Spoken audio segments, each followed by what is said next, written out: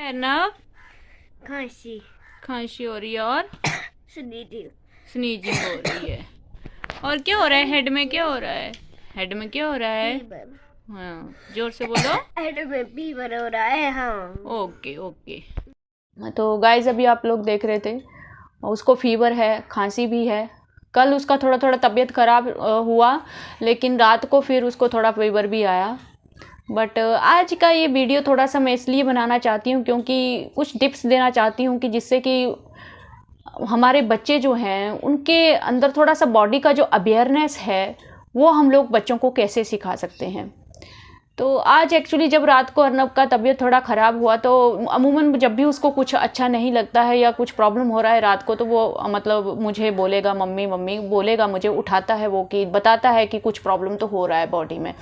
तो रात को जब उसने मुझे जगाया तो मैंने पूछा कि हाँ क्या हो रहा है। तो मैं और मेरे हस्बैंड एक्चुअली शॉक्ड हो गए। उसने मुंह से बोला मम्मी फीवर आ रहा है। तो हम लोग एक दूसरे की तरफ देख रहे थे कि उसको पता है, मतलब कि उसको पता है कि ये फीवर का फीलिंग है। मतलब जब बॉडी मैंने उसका देखा तो वाकई में गर्म था। तो एक्चुअली मेरे हस्बैंड थोड़े इमोशनल भी हो गए कि फाइनली वो मतलब एक्सप्रेस कर पा रहा है कि हाँ मुझे क्या हो रहा है। तो ये सब चीज़ें गाइस मैंने उसको कैसे सिखाई। इससे पहले क्या होता था, जब भी उसको वॉमिटिंग आता था ना तो वो बेड पे ही कर देगा, मतलब पूरा सुबह तक कपड़े का ढेर लग जाएगा। वो बोल ही नहीं पाता था कि मुझे वॉमिटिंग आ रहा है, मतलब आने से पहले, बोलने से पहले ही वो पूरा मतलब सुबह तक पूरे कपड़ों का मतलब पूरा पहाड़ का इकट्ठा हो जाएगा धोने के लिए। तो धीरे धीरे उसको मैंने वो भी सिखाया कि तुमको अगर वॉमिटिंग करना है तो वॉश बेसिन में जाके करना है। अगर तबीयत ठीक है थोड़ा, अगर नहीं है तो उसके बेड के पास में एक बकेट रखती हूँ, पुराना बर्तन रखती हूँ, ताकि अगर इमीडिएटली वॉमिटिंग उसको आता है तो वो बकेट में कर दे। धीरे धीरे मैंने ये उसका आदत मैंने छुड़ाने का कोशिश किया कि वो बेड पे या चादर पे वॉमिटिंग ना करे। एक्चुअली हम लोगों को प्रॉब्लम नहीं है गाइस, हम लोग तो मदर लोग हैं, हम लोग तो सब कुछ कर सकते हैं। बट मेन चीज़ ये है कि उनको सीखना चाहिए कि कोई भी चीज़ एक्सप्रेस करना ज़रूरी है कि आपको क्या हो रहा है। तो एक्चुअली जब भी बच्चों को फीवर आता है या वॉमिटिंग आती है तो हम लोग क्या होते हैं, ओवर प्रोटेक्टिव होते हैं, जो कि होना चाहिए। छींक भी आती है तो भी हमारी जान निकल जाती है, मतलब इतना ज़्यादा टेंशन होता है। और हम लोगों को ज़्यादा होता है क्योंकि हमारे बच्चे एक्सप्रेस नहीं कर पाते हैं कि उनको कितना पेन हो रहा है। और रियली मतलब थोड़ा सा फीवर भी आता है तो मतलब रोने को मन करता है कि वो बोल भी नहीं पा रहा है, मतलब बहुत ज़्यादा प्रॉब्लम होता है, मैं समझती हूँ। लेकिन एक चीज़ का आपको ध्यान रखना पड़ेगा गाइस कि ये जो फीवर, खांसी, ये वॉमिटिंग, ये सब चीज़ें हम लोग बच्चों को पिक्चर में नहीं दिखा सकते हैं। ये रियली में जब इन बच्चों को होता है उसी टाइम पे हम लोगों को सिखाने की कोशिश करनी पड़ती है, उनका वोकैबुलरी इंक्रीज करना पड़ता है कि ये जो फीलिंग आपको हो रही है वो क्या है। तो धीरे धीरे मैंने उसका वोकैबुलरी इस तरह से इंक्रीज किया। उसको मैं बोलती थी कि हाँ अभी तुमको क्या हो रहा है, तो मैं उसको सिखाती थी कि अभी फीवर आ रहा है, अभी वॉमिटिंग आ रहा है। तो इस तरह से वो वर्ड्स तो सीख गया कि हाँ अभी वॉमिटिंग है, अभी मुझे फीवर है।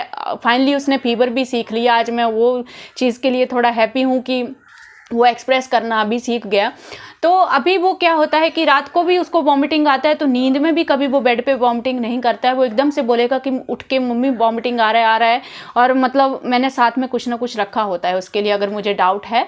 अदरवाइज बहुत रेयर होता है कि वो बेड पे वॉमिटिंग करे। तो ये चीज़ें आई थिंक आपको उसी टाइम पे सिखानी चाहिए गाइज जब उनको ये प्रॉब्लम होती है, ताकि रियली में इनको वो पता चलता है कि हाँ भी कुछ तो गड़बड़ हो रही है। कई बार कुछ बच्चे बोल नहीं पाते हैं और मतलब एग्रेसिव होते हैं, रोते ही रहते हैं क्योंकि एक्सप्रेस नहीं कर पाते हैं। और हम भी उनको सिखाने का कोशिश नहीं करते हैं। उस टाइम तो हम लोग उनको सब कुछ मतलब पूरा प्रोटेक्ट करते हैं कि किसी तरह से पेन खत्म हो जाए। ये चीज़ हम लोग दिमाग में सोचते ही नहीं है। तो उस टाइम पे आप सिखाने की कोशिश कीजिए।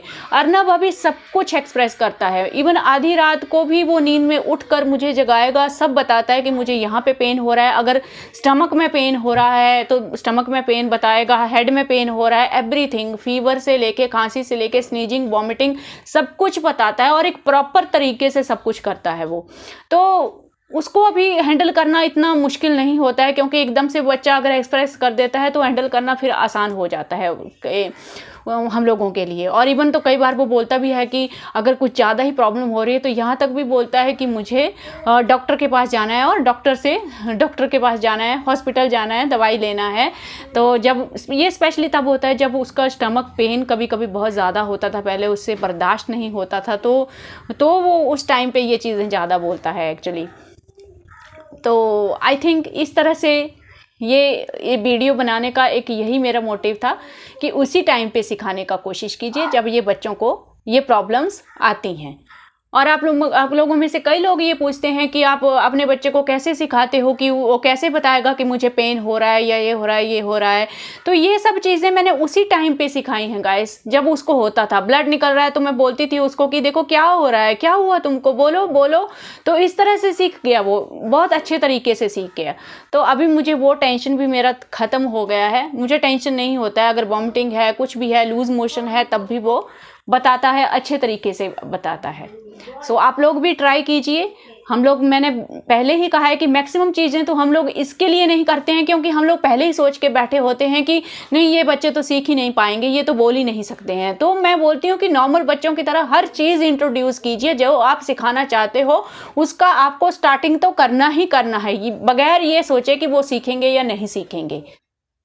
और एक और चीज़ गाइस, जब भी बच्चों को फीवर होता है तो सबसे अच्छा तरीका रहता है कि आप या तो तुलसी और जो इलायची होता है उसका एक ल्यूकवार्म वाटर बना के रख लीजिए, मतलब जैसे काढ़ा टाइप जो होता है, जस्ट वो माइल्ड सा काढ़ा होता है तो बच्चे को इजी होता है पीने के लिए। जस्ट 4-5 लीव्स आप तुलसी के डाल लीजिए और 1-2 इलायची डाल के उसको थोड़ा सा बॉईल कर लीजिए और उसको फिर आप 10 मिनट के बाद 15 मिनट के बाद चम्मच से, कटोरी में डाल के चम्मच से बच्चे को पिलाते रहिए। क्योंकि जब फीवर होता है या खांसी होती है तो बच्चे को पानी का टेस्ट भी अच्छा नहीं लगता है, बच्चा पानी भी नहीं पीता है तो और ज़्यादा वीकनेस आती है और ज़्यादा प्रॉब्लम आता है।